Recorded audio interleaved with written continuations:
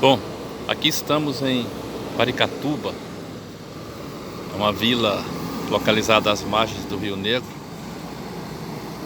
em frente a essas ruínas de um edifício que foi iniciado a sua construção por volta de 1895. Foi inaugurado para ser um hotel para imigrantes italianos, mas foi um projeto que não logrou êxito. E aí então se criou nesse mesmo prédio uma escola de artes e ofícios para ensinar crianças e adolescentes a serem sapateiros, carpinteiros e marceneiros. Foi inaugurada aí por volta de 1905 pelo presidente do Brasil, na época, Afonso Pena.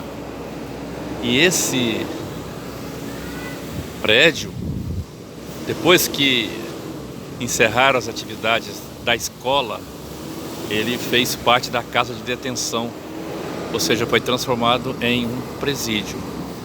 Mas em 1930, até por uma ordem ministerial, foi criado aqui o chamado leprosário, para onde eram trazidos os pacientes que eram portadores de hanseníase.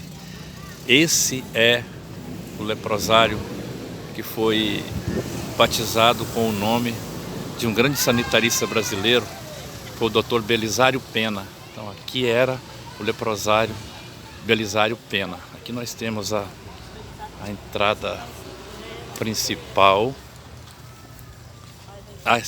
Toda essa estrutura foi desativada aí por volta de 1942, quando os hansenianos foram transferidos para uma colônia, né, que havia sido criada aqui na cidade de Manaus, na Zona Sul, chamada Colônia Antônio Aleixo. Então, desde então, esse edifício passou a ter esse seu valor histórico, e o que a gente vê aqui é a natureza, né, requisitando de volta aquilo que sempre lhe pertenceu.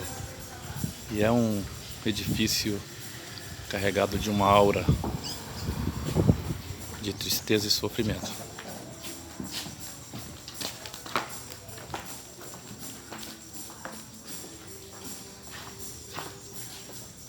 Hoje é aberto para visitação pública.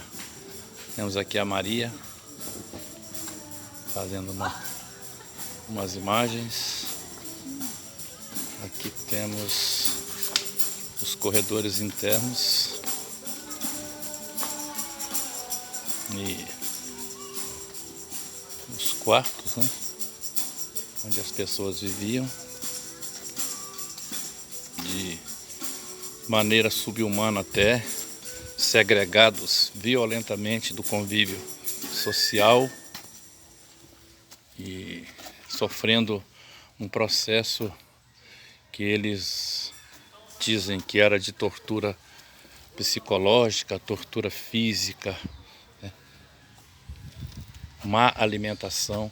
Aqui nós temos um vão enorme e já temos aqui várias árvores, inclusive árvores que já devem ter aí seus 30, 40 anos, que tomaram conta aqui de um espaço que era um espaço, né, anteriormente interno.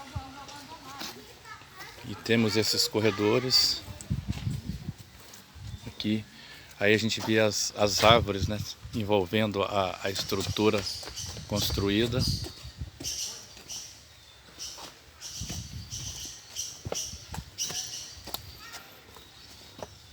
Mais alas grandes, né, de grandes espaços, mas que já totalmente reocupados pela floresta.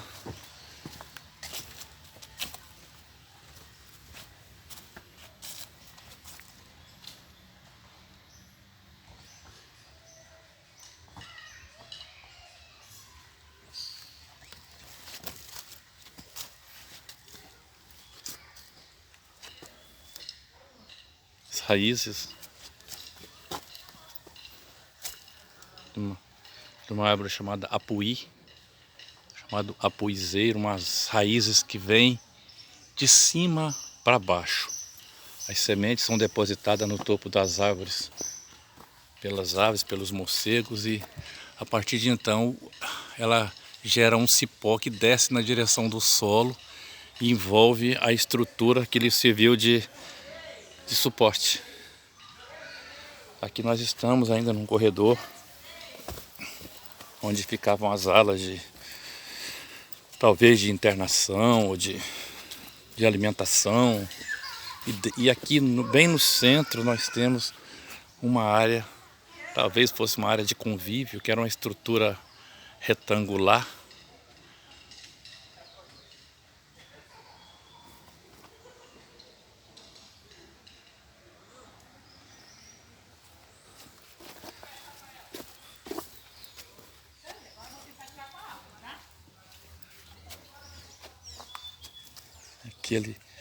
Um exemplo clássico, né, do que aconteceu quando a floresta vem,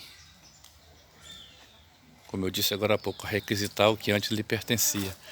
A gente vê a árvore crescendo na estrutura, né, de tijolos, tomando conta e sobrevivendo aí.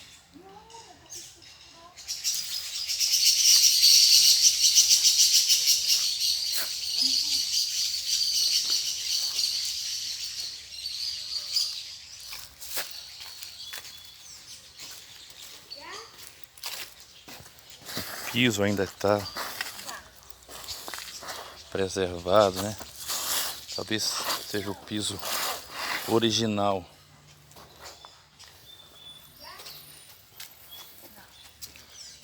É realmente uma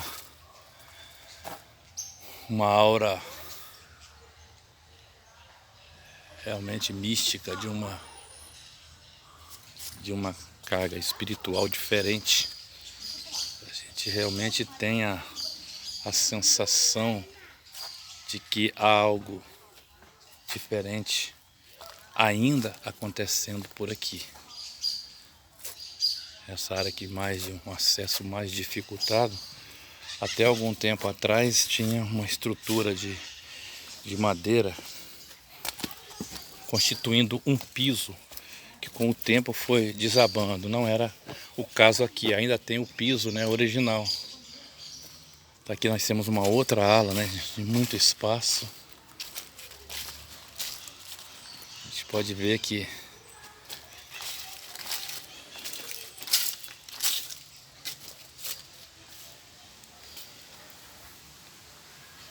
realmente tem consequências, né, não da destruição proporcionada pela natureza, mas sim é como se a natureza estivesse tentando fazer uma reestruturação da ordem natural. É realmente um patrimônio histórico imenso, que infelizmente as pessoas não têm conhecimento do que se trata. Aí, como é aberto à visitação, a gente acaba vendo isso aqui, ó. Pessoas que não têm nenhuma noção, né, do que realmente aconteceu aqui. E pior de tudo, parece que não tem interesse também em saber. Eu acabei de encontrar ali fora agora um grupo de uma escola que estava fazendo uma festa ali na frente. Estavam se preparando para acampar aqui na região e vieram tirar uma foto aqui na frente e fazendo festa. E definitivamente não é um local para festas. Aqui nós temos, essa árvore aqui é uma jaqueira. Vamos ver se nós encontramos aqui algum fruto perdido aqui. Vamos ver. Ah, temos ali, bem ali, ó, à frente, temos uma jaca pendurada ali. Quando ela está madura, ela cai por si. Então esse era um pátio, né, interno. E Na verdade, a gente anda por aqui e fica pensando, né, o que realmente aconteceu aqui, especificamente na época em que fazia parte da casa de detenção, que já é uma atmosfera também bastante sobrecarregada espiritualmente. E quando a gente ouve os relatos dos rancenianos, ou dos antigos rancenianos que passaram por aqui e que sofreram aqui toda aquela situação de segregação, se porventura alguns deles tivessem filhos aqui, imediatamente, logo após o nascimento, os filhos eram retirados dos pais e eram levados para poderem conviver com a sociedade, vamos dizer assim. Com o tempo se criou uma creche especificamente para essas crianças, e depois que essas crianças cresceram, se criou um educandário. E posteriormente, à medida que foi se evoluindo e que os rancenianos, os doentes, foram transferidos lá para a colônia Antônio Aleixo, se criou também um asilo, chamado Asilo Geraldo da Rocha, que hoje é um hospital geral, lá na colônia Antônio Aleixo. Mas enfim, a gente vê aqui as coincidências, né, com nomes de pessoas que passaram por aqui construindo essa história, como por exemplo o próprio presidente Afonso Pena, que era mineiro, o nome que deu, que identificou, que batizou esse local aqui, que era o nome do doutor Belisário Pena, que também era mineiro. Depois, quando se criou a colônia Antônio Aleixo, foi que o doutor Menandro Tapajós, que trabalhava lá nessa colônia, foi a Minas Gerais, e lá em Minas Gerais que ele conheceu o doutor Antônio Aleixo, né, que veio para cá trabalhar também com os rancenianos. Então, Minas Gerais, a ciência de Minas Gerais, os médicos e pesquisadores de Minas Gerais fazem parte, né, marcante dessa história que envolve essa doença tão estigmatizada desde tempos bíblicos e que hoje é uma doença perfeitamente curável.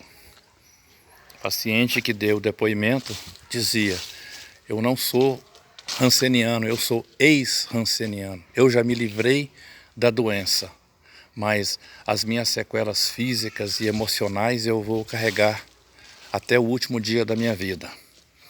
E uma boa definição sobre o que acontecia foi dita pelo Dr. Alfredo da Mata, que era um inspetor sanitário que trabalhou aqui na época. Ele dizia: a pessoa não tem nenhuma esperança de cura. Os horrores do seu estado pesam sobre seu espírito, transformando-o num melancólico.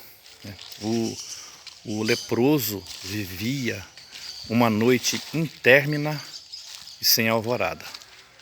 Evidentemente que eu estou usando aqui a palavra leproso até dentro de um contexto histórico, né? Que é uma palavra toda revestida de um aspecto pejorativo, né? Já houve até quem dissesse que a hanseníase tem cura, mas a lepra não tem cura. Porque a lepra, na verdade, não é uma doença, é só uma palavra. E não se cura palavras, né? Se cura doenças. Enfim, uma parte importante da história da hanseníase, uma doença que tem participação bem marcante na história da medicina aqui no estado do Amazonas, especificamente na cidade de Manaus, já que todos os doentes vinham para Manaus, mas que fica esse registro histórico. Aqui estão as ruínas da vila de Paricatuba. Foi desativada em 1942, quando os rancenianos foram transferidos para uma colônia ao sul de Manaus chamada colônia Antônio Aleixo. Os ancenianos se foram, mas a história deles ficou aqui.